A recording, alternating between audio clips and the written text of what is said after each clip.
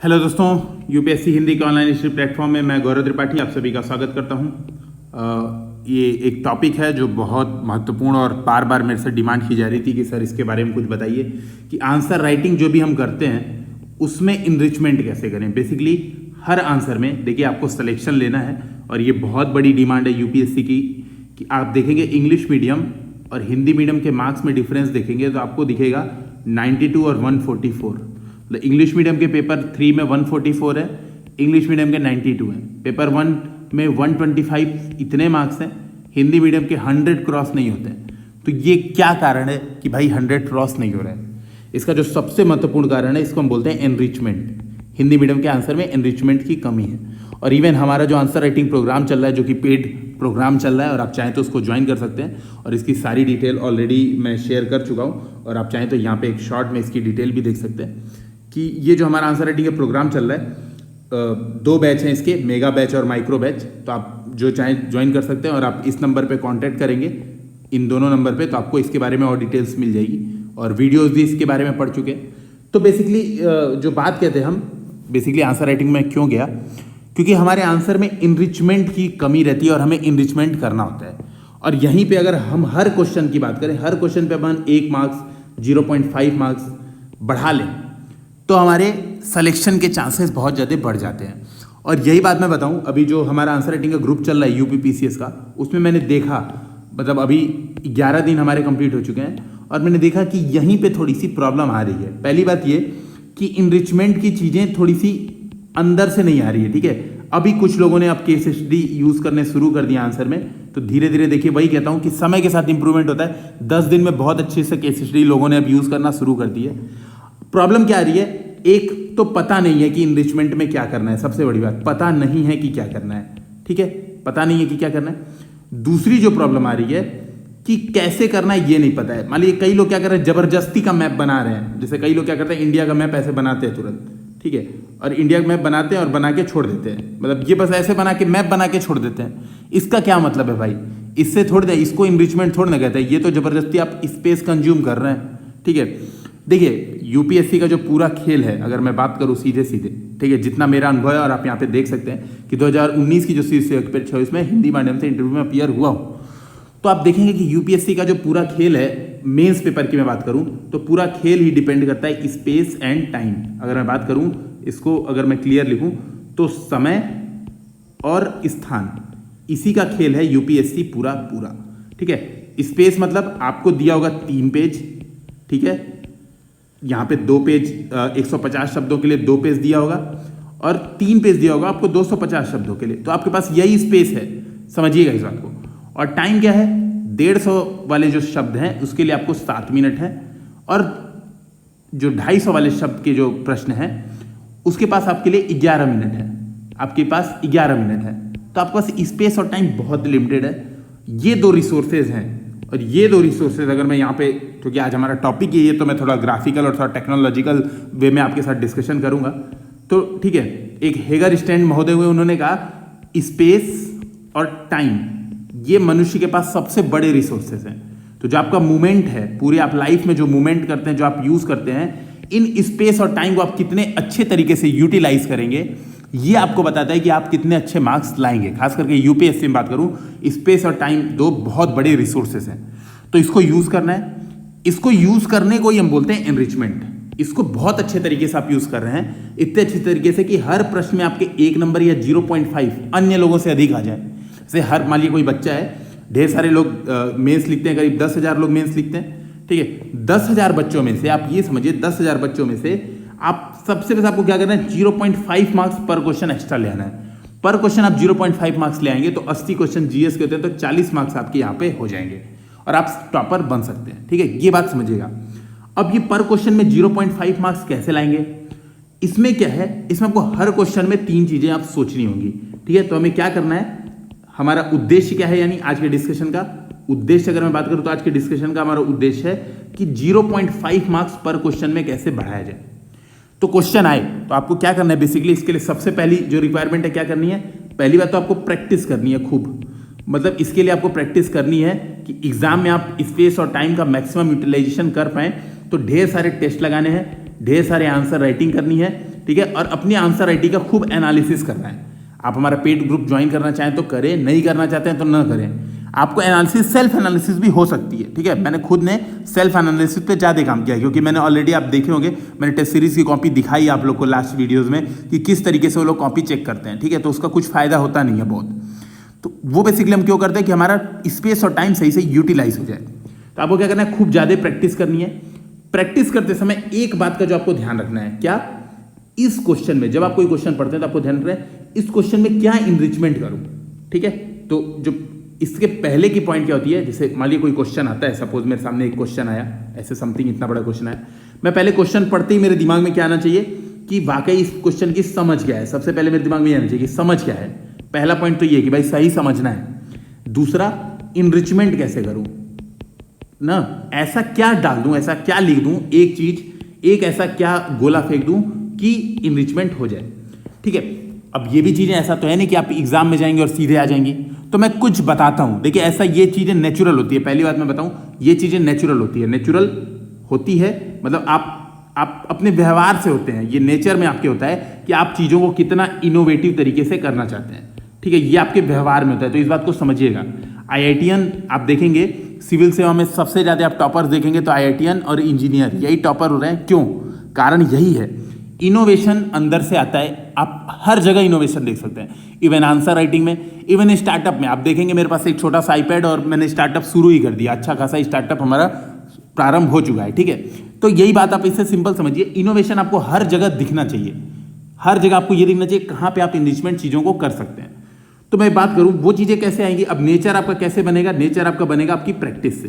तो अगर मैं बात करूं, कोई क्वेश्चन देखता हूं तो मुझे, अभी मैं जैसे आपके सामने कुछ पैटर्न्स बताने जा रहा हूं, ठीक है, कुछ चीजें मैं बताऊंगा, है ना, लेकिन उन चीजों प्लस समथिंग आपको कुछ करना पड़ेगा। मतलब कुछ चीजें आपको अपने पास से भी करना पड़ेगा। मतलब ये तो मेरा है, जो मेरे पास है, ठीक है, जो मेरे पास चीजें मुझे पता है, मैं आपको यहाँ पे बता दूंगा। यहाँ पे जो अभी का 30-35 मिनट 40 मिनट का जो वीडियो होने वाला है, जितना टाइम लगेगा तो आज दूंगा मैं ढंग से, इसमें ये बता दूंगा आपको कि ये चीजें करनी है, लेकिन उसमें भी आप इंप्रूवमेंट, आपका काम है कि उसमें भी क्या इंप्रूवमेंट करूं, क्या और अच्छा कर दूं, यह आपका काम है, ठीक है। तो इस बात को आपको भी समझना है कि क्या और अच्छा हम कर सकते हैं। तो आज हम बेसिकली यही देखेंगे, हमारा जो टॉपिक है आज का, कि ग्राफ्स, डायग्राम और मैप्स कैसे बनाएं एग्जाम में, कब बनाएं और क्यों बनाएं। तो क्यों बनाएगा तो आंसर आपको मुझे लगता है मिल गया होगा कि हमें सबसे 0.5 मार्क्स एक्स्ट्रा लाने हैं। अब हम बात करेंगे कब बनाएं, यानी हमारे दिमाग में कब आए। जैसे आप लोग को आदत भी है थोड़ी सी कि बैठी बिठाई चीज़ मिल जाए सारी, तो बहुत अच्छा मजा आता है, ठीक है। खुद आप लोग मेहनत करना थोड़ा कम चाहते हैं, खास करके मैंने हिंदी मीडियम में ये बहुत समस्या देखी है कि खुद से मेहनत करना काफ़ी कम चाहते हैं लोग। आसानी से बैठे बिठाई चीज़ें मिल जाए, सब बनी बनाई रट डालें और एग्जाम में जाके वही कर दें, है ना। मतलब पहला क्वेश्चन ये आता है कि सर ये कर लेंगे तो बस खत्म ना, इसके अलावा तो कुछ करने की आवश्यकता नहीं है ना। तो ऐसा पहला ही क्वेश्चन आता है, ठीक है। डाउटफुल आप खुद क्रिएट कर देते हैं अपने सामने से। तो अब देखिए हम क्या करेंगे, बेसिकली मैं कुछ आपको चीजें हिंट दूंगा कि आपको ये चीजें सोचनी है। तो कैसी है, तो देखिए ये कब बनाएं, आपके दिमाग में कब ये चीज आपको कैसे पता चलेगी कि अब मैप की जरूरत है, या फिर ग्राफ्स की जरूरत है, या फिर केस स्टडी की जरूरत है। ये तीन चीजें आपके सामने मैं पेश करूंगा कि कब, ठीक है। तो देखिए कब की मैं बात करूं तो सबसे पहले आपको क्या करना है, मैप के बारे में जाता हूं मैं। सबसे पहला पॉइंट डिस्कस करता हूं कि मैप, है ना। तो मैप में आपको सोचना है, मैप क्या होता है। Map is representation of space. Space में आप चीजों को बता रहे हैं, यही तो मैप होता है, इस बात को समझिएगा। यानी अगर मैं यूपी का मैप बना रहा हूं, जो लोग यूपी पीसीएस वाले, मैं यूपी का मैप बना रहा हूं, मैप में मैं कुछ चीज दिखा रहा हूं, दर्शा रहा हूं। यानी मैं क्या कर रहा हूं, स्पेस का रिप्रेजेंटेशन कर रहा हूं। देख सकते हैं मैंने क्षेत्र का, स्थान का रिप्रेजेंटेशन किया है। आपको क्वेश्चन में समझना है कि क्या क्या चीजें, कौन कौन सी चीजें स्पेस में हो सकती हैं, यानी स्थान में कौन कौन सी चीजें हो सकती हैं, और उन चीजों का आपको मैप बनाना है। जैसे अब आप दिमाग में कंपलसरी कर लीजिए, भूगोल से रिलेटेड अगर कोई क्वेश्चन आए, सपोज कोई क्वेश्चन आ रहा है प्लेट टेक्टोनिक का, ठीक है, प्लेट टेक्टोनिक का, तो आपको क्या करना है, मैप बनाना है। आपको यहाँ पे आप क्या करेंगे, तुरंत ऐसे वर्ड मैप बनाएंगे एकदम 1 सेकंड में। मतलब 1 सेकंड नहीं, मैं बोल रहा हूँ 10 सेकंड तो बेसिकली आप ले ही सकते हैं, हालांकि यहाँ पे थोड़ा हौच पौच हो जाएगा, ठीक है। तो आप बेसिकली 10 सेकंड ले लें और वर्ड मैप तुरंत बनाएं। और यहाँ पर आपको अगर याद है प्लेटें, तो आप प्लेट दिखा सकते हैं कि ये हो गई आपकी जो प्रशांत महासागरीय प्लेट है, ये हो गई आपकी अटलांटिक प्लेट, ठीक है, नजका प्लेट। आप थोड़ा सा तुरंत दिखा सकते हैं इसको, ठीक है। 1 मिनट आप एग्जाम में दे सकते हैं इस काम के लिए। तो भूगोल का मान लीजिए कोई क्वेश्चन है, प्लेट टेक्टोनिक की मैं बात कर रहा हूं, इसके अलावा और भी ढेर सारे तरीके के क्वेश्चन होते हैं, जैसे संसाधनों का वितरण। सबसे ज्यादा क्वेश्चन तो यही आता है कि संसाधनों का वितरण, है ना। तो संसाधनों का वितरण दिखाना है। मान लीजिए यूपी का आप एग्जाम दे रहे हैं, तो यूपी मान लीजिए पूछ दे कि प्राकृतिक संसाधनों का, या फिर बोल दे कि प्राकृतिक जो भी मटेरियल है, मैं ऐसे बात कर दूं मेटल या फिर खनिज संसाधन, ठीक है, यही नाम नहीं याद रहा, मिनरल रिसोर्सेज दिखाने हैं आपको। तुरंत मैप बनाना चाहिए यूपी का, बिल्कुल ऐसा, देखिए 2 सेकंड लगता है, बिल्कुल ये कर देना एकदम, जो यूपी का एकदम चौकोर बना दीजिए थोड़ा सा, ये तुरंत दिखाइए, ये एरिया, ये तराई रीजन है, यहाँ पे नहीं होता है भाई, ये आपका छोटा नागपुर से समीपवर्ती रीजन है, यहाँ पे खूब मिलेगा, यहाँ पे खूब मिलेगा, यहाँ पे मध्य प्रदेश की सिंगरेणी खान के बगल का रीजन है, तो यहाँ पे कोयला भी मिल जाएगा, मिर्जापुर, सोनभद्र। इस तरीके से आपको तुरंत रिसोर्सेज बना के दिखाने हैं। तो मैं वही बात करूं कि भूगोल का प्रश्न है, एग्रीकल्चर का प्रश्न है। मान लीजिए प्रश्न में पूछ रहा है कि कौन सी इंडस्ट्री लगाई जा सकती है, जैसे इस बार यूपीएससी 2019 में पूछा कि नॉर्थ वेस्ट इंडिया में, ठीक है, उत्तर पश्चिमी भारत में कौन सी एग्रो प्रोसेसिंग इंडस्ट्री की संभावनाएं हैं। तो तुरंत उत्तर पश्चिम इंडिया आपको बन जाना चाहिए, आपको तुरंत दिमाग में आना चाहिए कि ये है हमारा भारत, ये क्षेत्र उत्तर पश्चिम भारत होगा। यहां पे मुझे तुरंत बताना है कि यहां पर क्या हो रहा है, शुष्क क्षेत्र है, आप लिखेंगे शुष्क क्षेत्र है। शुष्क क्षेत्र होगा तो चीजें आपके दिमाग में क्लियर हो जाएंगी कि यहाँ पे पशुपालन हो सकती है, पशुपालन है तो यानी यहाँ पे डेयरी इंडस्ट्री की काफी संभावना है, ये आप सीधे बता सकते हैं, ठीक है। यहाँ पे ऊन इत्यादि की अच्छी खासी संभावनाएं हो रही है। तो आप बेसिकली क्या करेंगे, भूगोल का प्रश्न है, कृषि का क्षेत्र है, कोई प्रभाव क्षेत्र पूछ रहा है, ठीक है। मान लीजिए कोई प्रश्न है, जैसे मैं कुछ एग्जांपल्स दे रहा हूं, अभी मैं और ढंग से इन चीजों को डिस्कशन करने वाला हूं आज, ठीक है। अभी मैं जस्ट एक बैकग्राउंडर बना रहा हूं कि किस तरह की आप सोचेंगे, ठीक है, कैसे सोचेंगे अभी मैं वो आपको बताऊंगा। अभी तो मैं ये डिस्कशन कर रहा हूं कि कब बनाएंगे, तो ये दिमाग में कंपलसरी कर लीजिए कि क्या क्या स्पेस में हो सकता है, ये आप बताएंगे, ठीक है। कोई प्रभाव क्षेत्र पूछ रहा है, कोई प्रभाव क्षेत्र, सपोज प्रभाव क्षेत्र का मैं भारत में सीधे ऐसे बोल दूं, भूकंप का कौन कौन सा क्षेत्र है, भूकंप का प्रभाव क्षेत्र, तो आप सीधे इंडिया का मैप तुरंत बनाएंगे एकदम। देखिए ये तुरंत आपको मैप बिल्कुल एकदम रट्टा आपके दिमाग में फिक्स होना चाहिए, और तुरंत आप जोनिंग कर देंगे, ये 5th जोन में आता है, ये 4th जोन में आता है, ठीक है, ये वाला वापस 5th जोन में आता है, जो ये इधर किनारे का साइड है, ठीक है, ये सबसे कम रीजन है भूकंप का। तुरंत आप भूकंप की जोनिंग तुरंत कर देंगे, इस बात को आप समझिएगा, तुरंत आप भूकंप की जोनिंग कर देंगे, जोन 1 2 3 4 ऐसे लिख देंगे, इस बात को आपको समझना होगा, ठीक है। तो कोई प्रभाव क्षेत्र इत्यादि ऐसे रिलेटेड कोई प्रश्न आ रहे हैं, यानी कौन सी घटनाएं स्पेस में घट रही हैं, आप तुरंत उसको बताएंगे, है ना। ये आप बनाना है आपको मैप में, ठीक। अब मैं बात करूं ग्राफ में, ग्राफ में क्या बताना है, ठीक है, कब ग्राफ बनाना है। तो ग्राफ कब बनाना है आपको एग्जाम में, जब आपको दिखे कि किसी 2 चीजों के मध्य, क्योंकि आप देखिए आप जनरली क्या करते हैं, हम लोग जितना हम पढ़े लिखे हैं तो हम 3 डायमेंशनल ग्राफ नहीं बनाते। जनरली ग्राफ्स क्या होता है, 3 डायमेंशनल भी ग्राफ हो सकता है, जैसे ये एक्स एक्सिस है, ये वाई एक्सिस है, ये जेड एक्सिस है, हो सकता है 3 एक्सिस हो जाए, ठीक है, एक्स वाई, हालांकि जेड एक्सिस फिर नीचे डायरेक्शन में होगी रूल के हिसाब से। अब ये देखिए ये 3 एक्सिस का भी ग्राफ हो सकता है, लेकिन हम एग्जाम में इतना हमारे पास टाइम नहीं होता है, 3 एक्सिस का हम नहीं बनाते हैं। एग्जाम में आपको ग्राफ में केवल इतना लिमिटेड रखना है कि केवल 2 एक्सिस, एक्स और वाई आपको देखना है, 2 चीजें, यानी क्या प्रश्न इस प्रकार का है कि 2 चीजों के मध्य कोई रिलेशन बता सकता है, ठीक है, ऐसा कोई प्रश्न है, या फिर कौन सी चीजों को हम स्पेस या टाइम दोनों में दिखा सकते हैं। जैसे मैं बात करूं, अगर आप ऐसे समझिए, मान लीजिए मैं बात कर रहा हूं, मैंने एक ग्राफ बनाया, यहां पे दिखा दिया मैंने समय, ठीक है, या फिर मैंने यहां पे दिखा दिया संसाधन, ठीक है, यहां पे दिखा दिया परिमाण।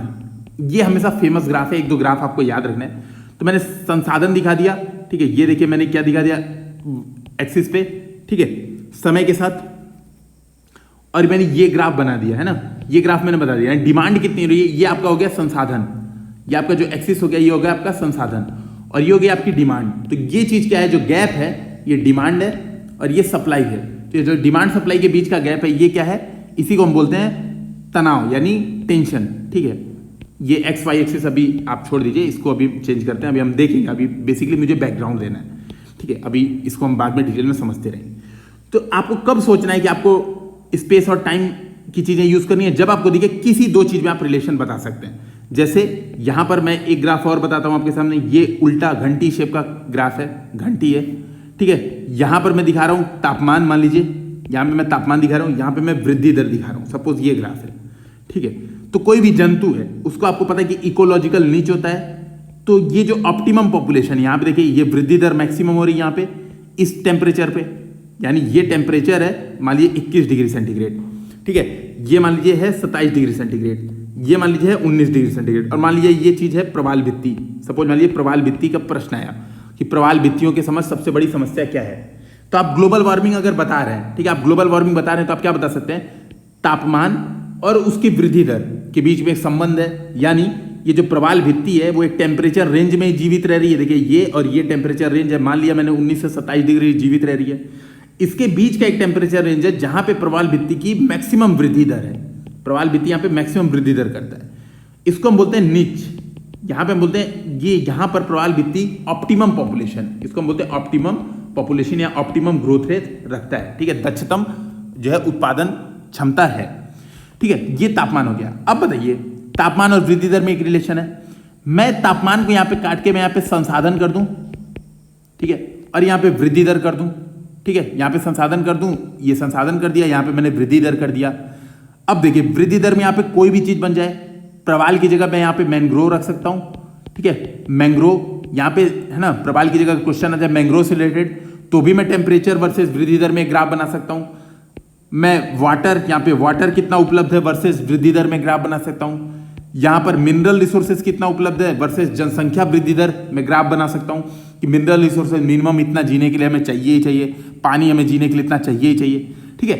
इस तरह से आपको चीजें सोचना है कि कब आप दो चीजों का रिलेशन बता सकते हैं एग्जाम में, तो आपको वहां पे ग्राफ बना देने चाहिए, इस बात को आप समझिएगा।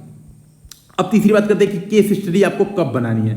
अभी कैसे बनानी है, कैसे हम सीखेंगे, वो भी चीजें मैं थोड़ा चर्चा करूंगा। अभी मैं केवल बात कर रहा हूं कब बनानी है, कब हम सोचें केस स्टडी बनानी। तो सोचिए जब आपको मान लीजिए कोई प्रश्न आता है आपके सामने, तो आप उस प्रश्न में सोचिए कि कौन सी ऐसी चीज हो चुकी है आपके सामने, बेस्ट पॉसिबल एग्जाम्पल क्या है, बेंचमार्क क्या है। जैसे फॉर एग्जाम्पल मान लीजिए जल संरक्षण का प्रश्न है कि भारत में जल संरक्षण आज की सबसे महत्वपूर्ण अनिवार्यता है, ऐसे प्रश्न आ गया कि जल संरक्षण सबसे महत्वपूर्ण अनिवार्यता है, तो आप क्या बताएंगे। आपने पूरा आंसर लिखा, अपने हिसाब से लिखते गए, उसके बाद आप अनिवार्यता दिखाने के एक बता सकते हैं केस स्टडी में कि भाई राजेंद्र सिंह का अरवारी जल संसद, एक दो केस स्टडी याद रखनी चाहिए राजेंद्र सिंह। इसके अलावा आप चाहें तो अन्ना हजारे ने जो वहां पे रॉलेगन सिद्धि में काम किया उसको बता सकते हैं। बिहार में आहार पाइन जो जल संरक्षण प्रणाली है पारंपरिक, उसको आप डायग्राम से बता सकते हैं। आप केस स्टडी इस तरीके से बना सकते हैं, ठीक है। जल संरक्षण पर प्रश्न है, कोई मान लीजिए प्रजाति संरक्षण पर प्रश्न है कि क्या है, ऐसा प्रश्न आ जाए कि जैव विविधता का जो ह्रास है वो विश्व की वर्तमान की सबसे बड़ी प्रॉब्लम है, ऐसा प्रश्न आ जाए, तो आप बता सकते हैं कि हाँ जैव विविधता का ह्रास बड़ी समस्या है, लेकिन जैव विविधता ह्रास क्यों हो रहा है, क्योंकि बेसिकली ह्यूमन डेवलपमेंट और हमें एक तो मानव विकास के लिए हमें रिसोर्सेज चाहिए, और रिसोर्सेज हमारे कहाँ पर हैं, सारे वन जंगल में, इसीलिए जैव विविधता का नुकसान हो रहा है। लेकिन कहीं ना कहीं हमें सस्टेनेबल डेवलपमेंट करना पड़ेगा, तो सस्टेनेबल डेवलपमेंट के लिए क्या होना पड़ेगा, जो रिसोर्सेज है, जो जैव विविधता है और मानव, ये दोनों साथ साथ रहें, यही तो होगा सस्टेनेबल डेवलपमेंट की, हर चीज साथ साथ रहे। इसके लिए आप कुछ एग्जांपल बता सकते हैं कहां पे ये लोग साथ साथ रहते हैं, जैसे गिर वन में आपको पता होगा मालधारी जनजातियां शेर के साथ रहती हैं। इसके अलावा आप और बता सकते हैं जैसे बुगुन लियोची कला, एक अरुणाचल प्रदेश में आप एक केस स्टडी पढ़ सकते हैं बुगुन लियोची कला पक्षी की, ठीक है। तो ये सारे सिंगफन बुगुन वहां पे एक वो है कम्युनिटी रिजर्व है, ऐसे ढेर सारी केस स्टडी आपको याद रखनी चाहिए, पढ़नी चाहिए एग्जाम में। जैसे आप कुटुम्बश्री की केस स्टडी देख सकते हैं सेल्फ हेल्पिंग ग्रुप के लिए, लिज्जत पापड़ की देख सकते हैं, ठीक है, आपन समाचार की केस स्टडी देख सकते हैं सेल्फ हेल्पिंग ग्रुप। तो दो चार चीजें आपको ये चीजें याद करनी चाहिए। अब मैं बात करूंगा कि कैसे आप इन चीजों की प्रैक्टिस करेंगे। मतलब ये तो मुझे तो थोड़ा एक्सपीरियंस से आया, मान लीजिए मैं तो खूब प्रैक्टिस किया तो मुझे लगा कि अब यहाँ पे ऐड होना चाहिए, यहाँ पे ऐड होना चाहिए, यहाँ पे होना चाहिए। आप कैसे करेंगे, तो इसका देखिए सबसे जो महत्वपूर्ण तरीका है कि आप कैसे करेंगे, तो आप सिलेबस उठाइए, ठीक है, सिलेबस उठाइए। देखिए ये यूपीएससी का सिलेबस है आपके सामने, यहीं पर आप सोचिए, ये सिलेबस है ना, सिलेबस के पन्ने प्रिंट करा लीजिए, यहीं पे सोचिए क्या क्या ग्राफ्स बन सकते हैं, क्या क्या डायग्राम बन सकते हैं, यहीं पर आपको सोचना प्रारंभ करना होगा। जैसे स्वतंत्रता के पश्चात देश के अंदर एकीकरण और पुनर्गठन, आपको यहाँ पे क्या ग्राफ्स, क्या डायग्राम, क्या मैप बन सकता है, तो आप क्या बता सकते हैं। केस स्टडी यहाँ पे क्या आपके दिमाग में हो सकती है, जूनागढ़ किस तरह से हुआ, ठीक है, हैदराबाद किस तरह से, ये सारी केस स्टडी है, यहाँ पर ये सारी केस स्टडी होंगी। यहाँ पर मैप कौन सा बन सकता है, क्या मैप बन सकता है, तो आप बता सकते हैं, बिल्कुल आप कुछ इंडिया का मैप बना दें, यहाँ पर समझिए, यहीं पर आप इंडिया का मैप बना दें, और रियासतों को, एक महत्वपूर्ण दो चार रियासतों को दिखा सकते हैं, जैसे जैसलमेर दिखा सकते हैं आप, कश्मीर दिखा सकते हैं, कुछ प्रमुख रियासतें हैदराबाद, ऐसे प्लॉट करके यहाँ पर दिखा सकते हैं कि ये प्रमुख रियासतें भारत की, यहाँ पे लिख दें। ठीक है, तो आप बेसिकली ये लेके बैठ जाइए, जो आपका सिलेबस है वो लेके बैठ जाइए। जैसे मैं बात करूँ यहाँ पे थोड़ा और आता हूँ, जैसे विश्व के भौतिक भूगोल की मुख्य विशेषताएं, ऐसा कोई प्रश्न आता है, ठीक है, salient features of world physical geography. आपको क्या करना चाहिए, बेसिकली क्या है भौतिक विषय, तो आपको वर्ड मैप बनाना चाहिए। अब देखिए वर्ड मैप बनाएंगे तो कैसे बनाएंगे, आपको टाइम सेट करना चाहिए कि 30 सेकंड में वर्ड मैप बनाऊंगा प्लस 1 मिनट लूंगा या 30 सेकंड, ठीक है, मैक्सिमम 1 मिनट या 30 सेकंड में लूंगा उसको फिलअप करने में। ठीक है, तो एक जो प्रॉब्लम मैं अभी यहीं पे प्रॉब्लम की चर्चा करता हूं, जैसे जनरली लोग क्या करते हैं, मैप बना दे रहे हैं, मैप बनाने के बाद अंदर नई चीजों को बता रहे हैं, केवल मैप बना के छोड़ दे रहे हैं, तो ये तो बिल्कुल गलत है। मैप बना के छोड़ देना बिल्कुल गलत है। मैंने शुरू में बताया कि आप स्पेस का रिसोर्स है, जो महत्वपूर्ण रिसोर्स है, उसका गलत दुरुपयोग कर रहे हैं। आपको मैप बनाना है, मैप पे चीजों को दिखाना है। तो मान लीजिए मुझे वर्ल्ड की फिजिकल ज्योग्राफी की कुछ चीजें बतानी है, तो देखिए आपके दिमाग में होना चाहिए, अच्छा जब मैप बनाते हैं वो परफेक्ट मैप नहीं होता है, तो बहुत परफेक्शन की तरफ आपको नहीं बढ़ना है, बस लगना चाहिए कि हाँ कुछ वर्ड का बना है। तो जैसे मैं क्या करूंगा, मैं सिंपल, देखिए मेरे हाथ एकदम सेट है, मैं सिंपल 30 सेकंड में, आप चाहें तो यहाँ पे घड़ी देख सकते हैं, 30 सेकंड मेरे हाथ बिल्कुल सेट है, और यहाँ पे मैं, ये थोड़ा सा आईपैड में फिसलन भी होती है, लेकिन आप यहाँ पे मैप बना सकते हैं। ठीक है, अब यहाँ पे आपको दिख रहा होगा ये वर्ड मैप, थोड़ा थोड़ा लग रहा होगा, है ना। वर्ड मैप क्वेश्चन आता है तो इसको ऐसे छोड़ नहीं देते हैं, इसको देखिए 30 सेकंड से कम समय में आपको बनाना है ना, 10 सेकंड में ही बना देना है, मुश्किल से 10 से 20 सेकंड में बनाऊंगा, जो भी एग्जैक्टली मैंने टाइम नहीं देखा है, 30 सेकंड जनरली मैं मैक्सिमम मान के चलता हूँ। यहाँ पे आपको फिलअप भी करना है कि भाई क्या, मान लीजिए एग्जाम में क्वेश्चन आ रहा है कुछ इससे रिलेटेड, आप क्या दिखा सकते हैं, है ना, इस बात को आपको समझना होगा। जैसे यहाँ पे माउंटेन्स हैं, आप ऐसे कुछ चीजें दिखाएंगे, यहाँ पर क्या है, ग्लेशियर्स हैं, ऐसे साइबेरिया दिखाएंगे, मैप में आपको कुछ दिखाना है। जैसे यहाँ पे कुछ धाराएं चल रही हैं, जैसे जलधाराओं से रिलेटेड प्रश्न आता है तो आपको दिखाना पड़ेगा इंपॉर्टेंट धाराएं की, कैनरी है यहाँ पे, ठीक है, यहाँ पे ब्राजीलियन धारा है, यहाँ पर गल्फ स्ट्रीम है, यहाँ पे जो भी कौन सी आती है ठंडी वाली, लेब्राडोर, ठीक है, तो लेब्राडोर, गल्फ स्ट्रीम, आपको ये चीजें, नॉर्थ अटलांटिक ड्रिफ्ट, अगर एग्जाम में क्वेश्चन आ रहा है तो आपको ये चीजें मैप में ड्रॉ करके, महासागरीय धाराओं से रिलेटेड प्रश्न आ रहा है, आपको ड्रॉ करके दिखाना है। ठीक है, तो 30 सेकंड के अंदर आपको ड्रॉ करना है, 30 से 40 सेकंड या मैक्सिमम 1 मिनट में आपको उसके अंदर चीजों को फिलअप करना है। उसके बाद मैप बना के केवल ऐसे नहीं छोड़ना है, उसके बाद आपको क्या बताना है, मैप किस लिए बनाया है, तो नीचे एक लाइन आपको लिखना है, क्या लिखना है, विश्व की प्रमुख जलधाराएं। जैसे ये अगर मैं लिखता जलधाराएं बना के, तो मैं लिखता प्रमुख जलधाराएं, ठीक है, तो मैप का नेमिंग अवश्य करना है। जैसे कई लोग छोड़ देते हैं, मतलब मैप बना के केवल छोड़ देते हैं, कुछ लोग क्या करते हैं, मैप बनाते हैं, अंदर लिख देते हैं कुछ और उसके बाद छोड़ देते हैं। जैसे मान लीजिए, अगर एक सिंपल सी बात करूं, जैसे एक क्वेश्चन और आता है, मान लीजिए यूपी पीसीएस में अगर क्वेश्चन पूछ रहा है कि यूपी के प्रमुख लोक नृत्यों पर चर्चा कीजिए, तो अब देखिए कई लोग ने बहुत अच्छा आंसर लिखा, ठीक है, ये क्वेश्चन मैं ऑलरेडी पूछ चुका हूं, तो यूपी का मैप बनाया, कई लोग ने बहुत अच्छा आंसर लिखा, पूरा अलग अलग दिखाया कि कई लोग को इतना डिटेल में आता कि बुंदेलखंड का अलग, अवध रीजन का अलग, पूर्वांचल रीजन का अलग, इस तरीके से लोगों ने दिखाया। ठीक है, आपकी बात समझिए, आपने इतना बढ़िया आंसर लिखा, उसकी बजाय मैं क्या करता, मैं बुंदेलखंड का यहाँ पे बता देता कि यार राई डंडा है, यहीं पे मैप में दिखा देता राई डंडा। अच्छा, कई लोगों ने क्या किया था, ये काम किया था, जैसे कई लोगों ने बहुत अच्छा किया था, ये काम किया था, लेकिन यहाँ पर लिखे नहीं थे कि उत्तर प्रदेश के प्रमुख लोक नृत्य, ये लिखना भूल गए थे, ये लिखिए। ठीक है, आपको बताना है कि राई डंडा है, आपको यहाँ पे बताना है कि यहाँ पे कलाबाजी चल रही है, आपको यहाँ बताना है रास नृत्य चल रहा है, जो जो आपको चीजें याद हैं, ठीक है, जो भी चीजें आते हैं, कर्मा, है ना, जो भी जितनी चीजें आपको याद है, आपको बेसिकली धोबिया, सारी चीजें आपको यहाँ पे लिख के, जगह लोकेशन बना के आपको दिखानी है कि हाँ यहाँ पे ये चलता है, यहाँ पे ये चलता है, यहाँ पे फलां चलता है, यहाँ पे ठिकान चलता है, ऐसी चीजें आपको मैप में बनानी है। ठीक है, तो ये बात समझिएगा। तो आप क्या करेंगे, पूरा लेके बैठ जाएंगे, जैसे भूकंप, सुनामी, ऐसे लेके बैठ जाइए और ड्रॉ करने की कोशिश कीजिए। सुनामी, कौन कौन से प्रमुख ऐसे क्षेत्र हैं जहाँ पे सुनामी आती है, एक दो चीजें, सुनामी से रिलेटेड केस स्टडी कौन सी है जो सबसे फेमस है। जैसे मैं बात करूं, मुझे क्या पता है सुनामी से related case study, Andaman Nicobar की जो सेंटनलीज जनजाति है, 2004 में सुनामी आई लेकिन वो बच गए, तो ये फेमस केस स्टडीज हैं। आपको ये, जब आप ये करेंगे तो यहीं पे आपको चीजें सोचनी होगी कि कौन सी केस स्टडी यूज कर सकता हूं मैं इस सिलेबस के पॉइंट में। तो बेसिकली आपको क्या करना है, सिलेबस को और डेप्थ में पढ़ना है, सिलेबस को पढ़िए, थिंकिंग करिए। और मेरे हिसाब से मैं ये सजेशन जरूर दूंगा, जो लोग यूपी पीसीएस मेंस लिख रहे हैं, यूपी पीसीएस खास करके मेंस लिख रहे हैं, ठीक है, यूपी पीसीएस, उन लोगों को हर दिन, प्रतिदिन 2 आवर सिलेबस पे जरूर देना चाहिए। सिलेबस लीजिए, बैठ के सोचिए उस पर, क्योंकि यही प्रैक्टिस है, यही आपको एग्जाम में सिलेक्शन दिलाएगा। आप पढ़ चुके जितना पढ़ना था, पढ़ने के लिए बहुत कुछ नहीं बचा, ठीक है, पढ़ने के लिए बहुत ज्यादा टाइम नहीं बचा, प्रैक्टिस ही आपको सिलेक्शन दिला सकती है। तो सिलेबस लीजिए, सिलेबस में सोचिए साइक्लोन आ रहा है, जैसे यहां पे लिखा है ना साइक्लोन, तो साइक्लोन कौन कौन से क्षेत्र में आता है, कैसे कैसे साइक्लोन आता है। जैसे अगर मैं बात करूं साइक्लोन में दो तरह के मैप सोच सकता हूं, एक इंडिया का मैप बना के सोच सकता हूं साइक्लोन में इंडिया का मैप दिखा सकता हूं कि फेनी यहां पे बना था, ये डायरेक्शन से फेनी आया था, ये दिखा सकता हूं अगर इससे रिलेटेड कुछ प्रश्न है। कब आता है साइक्लोन, जैसे अक्टूबर दिसंबर में किधर जाता है, ऐसा कुछ मैप बना सकता हूं। या मैं बता सकता हूं कौन कौन सा साइक्लोन से प्रभावित क्षेत्र है भारत का, तो मैं ये दिखा सकता हूं कि ये क्षेत्र प्रभावित है। ठीक है, यहां से भी आते हैं ना साइक्लोन जो वेस्टर्न डिस्टर्बेंस से आते हैं, ये भी क्षेत्र प्रभावित हो जाता है। मैं ऐसे क्या कर सकता हूं, मैप में मैं ये चीजें मार्क कर सकता हूं, इन चीजों को दिखा के अपनी बातों को समझा सकता हूं। तो बेसिकली आपको क्या करना है, सिलेबस उठा के इन चीजों को देखना है। ठीक है, तो सिलेबस से पूरा देखिए, और खास करके मैं अगर आपको चीजें बताऊं, आपको जीएस पेपर 1 और जीएस पेपर 3 इसमें मैप्स और डायग्राम और केस स्टडी का बहुत ज्यादा यूज कर सकते हैं, तो इससे फोकस करेंगे। और बेसिकली हम जो आंसर राइटिंग कर रहे हैं है ना, उस पर हम लोग ये काम कर ही रहे हैं, मतलब ये काम हम लोग आंसर राइटिंग जो हमारा प्रोग्राम भी चल रहा है उसमें हम यही काम कर ही रहे हैं। और मॉडल आंसर आप देखते ही होंगे, यूट्यूब पे भी हम डिस्कशन कर ही रहे हैं। हमारा बेसिकली फोकस इसी पे, अगर आपने एनसीईआरटी पढ़ रखी है तो आप बेसिकली आंसर राइटिंग में इनरिचमेंट किस तरह से कर सकते हैं, यही हमारा फोकस है। अब भाई कैसे बनाएंगे, कहाँ सीखें, ठीक है, कैसे सीखें बनाना।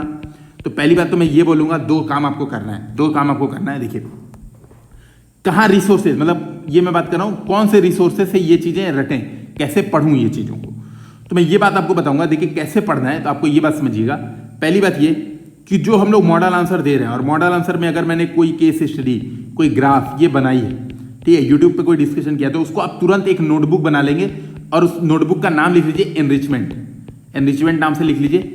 और जब मैं ऐसे कोई चीज बता रहा हूं, या तो आंसर राइटिंग में या तो केस स्टडी में, तो सबसे पहला सोर्स तो आपका यही यूपीएससी हिंदी का यूट्यूब चैनल ही हो जाएगा। आपको क्या करना है, बेसिकली जो चीजें मैंने बताया आपको वहां पे एक नोट में लिख लेना है। पहला काम आपको ये करना है। दूसरा जो सबसे फेमस रिसोर्स है, मतलब सब लोग न्यूज़पेपर, ठीक है, तो न्यूज़पेपर सब लोग क्या पढ़ते हैं, आज यहां पर इसकी गोली मार दी गई, विकास दुबे ने इनकाउंटर किया, ऐसा न्यूज़पेपर ऐसा पढ़ते हैं। न्यूज़पेपर में एक छोटी छोटी चीजें भी देखिए, फॉडर, इसको हम बोलते हैं फॉडर, चारा, उसको देखिए वो क्या होता है, अरे भाई छोटी चीजें, जैसे ऐसे लिखा होता है कि यहाँ की एक महिला सरपंच ने किया कारनामा, है ना, ऐसे कई बार निकलता है कि डेरवा पीएससी, जो यूपी की डेरवा पीएससी है, उसको सबसे बढ़िया पीएससी का प्राइज मिला, ऐसे समथिंग। ये सारी चीजें, प्रधानमंत्री ने 3 गांव गोद लिए, ऐसे समथिंग न्यूज आई, तो ऐसा उसके बारे में देखिए, गोद लिया तो क्या फायदा हुआ, क्या कोई बहुत अच्छा गांव है जिसने बहुत ज्यादा बढ़िया डेवलपमेंट किया है, इन चीजों को आपको पढ़ना है। तो दूसरा सोर्स हो जाएगा आपका न्यूज़पेपर, पहला सोर्स हो जाएगा जो हम लोग बता रहे हैं यहाँ पे। तीसरा जो इंपॉर्टेंट सोर्स हो जाएगा, मैं हमेशा कहता हूं सेकंड एआरसी रिपोर्ट, ये केस हिस्ट्री का सबसे बेहतरीन एग्जांपल है। मतलब ओरिजिनल के, मैंने ओरिजिनल पढ़ रखी है, ठीक है, मैं आपसे नहीं कहूंगा कभी ओरिजिनल पढ़ने को, मैंने आपसे ऑलरेडी बोला है कि दृष्टि की बुक ले लो यार, सिंपल है ना। मैंने ओरिजिनल पढ़ रखी है और मैंने ढेरों केस सीरीज से रट रखी है इवन, मतलब जैसे मैंने आपको ऑलरेडी बताया सुनामी वाली, चक्रवात वाली, है ना, इंटरनल सिक्योरिटी कोई issues, historical case history even, जैसे उसमें तो कई हिस्टोरिकल केस हिस्ट्री दे रखा है कि अशोक ने अपनी चीजों को कैसे मैनेजमेंट किया, है ना। तो वो सारी केस हिस्ट्रीज क्या होती है, आप यहां पर पढ़ेंगे तो सेकंड एआरसी आपका तीसरा महत्वपूर्ण सोर्स हो जाएगा। जो चौथा महत्वपूर्ण सोर्स होगा वो कहां से होगा, आपका इकोनॉमिक सर्वे, इको सर्वे और बजट की जो बुक आती है, तो ये आपके इतने 5 सोर्स होंगे, है ना। 5वां होगा बजट। इकोनॉमिक सर्वे में खूब ढेर सारी केस स्टडी दे रखी है, जैसे इसी बार की मैं बात करूं, जैसे मुझे जो याद है, कानूनों का पूर्व प्रभाव बता रखा है कि हमने ये कानून बनाए और लोगों ने उसका दुरुपयोग किया। ये सारी केस स्टडी बेसिकली आपके दिमाग में घुट जानी चाहिए, याद हो जानी चाहिए। तो जो लोग यूपीएससी, यूपीपीसीएस मेंस लिख रहे हैं, जो लोग प्रैक्टिस ही कर रहे हैं यार, ठीक है, आप लिखने का हो सकता है मौका इस बार ना मिले, कभी अगली बार मिले, आप लोग सोच तो यही रहे ना, जो लोग एग्जाम दे रहे हैं वो लोग यही सोच के दे रहे हैं ना कि हाँ मुझे सिलेक्शन लेना है, भाई मजाक में तो नहीं दे रहे ना एग्जाम की, भाई ठीक है मूड हुआ तो चलो दे लेते हैं। तो आपको बेसिकली यही काम करना है, इस बात को समझिएगा, प्रैक्टिस करते रहिए, हमेशा लगे रहिए। ये 5 रिसोर्सेज जो मैंने बताए, जैसे मैंने क्या बताया, एक तो यूपीएससी हिंदी विद गौरव, इसको जरूर देखें, क्योंकि इससे मैं क्या करता हूं, मैं जितने मैक्सिमम रिसोर्सेज होते हैं मैं यहाँ पे कवर कर लेता हूं, चलिए यहाँ पे हो जाएगी कवर। जो दूसरा रिसोर्स है आपका सेकंड एआरसी, यहाँ पे मैं लिख दे रहा हूँ, ठीक है। तीसरा रिसोर्स जो आपका हो जाएगा न्यूज़पेपर, ठीक है। चौथा रिसोर्स हो जाएगा आपका इकोनॉमिक सर्वे, और 5वां रिसोर्स हो जाएगा आपका बजट। ये जो चीजें हैं, ये 5 चीजों को आपको देखते रहना है ना, ये 5 चीजों को देखते रहना है। जहां से आप केस स्टडी, ग्राफ्स, जैसे मैं बात करूं बजट में, तो बजट में क्या दिया रहता है, ऐसे पाई चार्ट बनाया रहता है, पाई चार्ट में बताया रहता है 1 रुपया कहां से आया कहां गया, उसको याद कर लीजिए।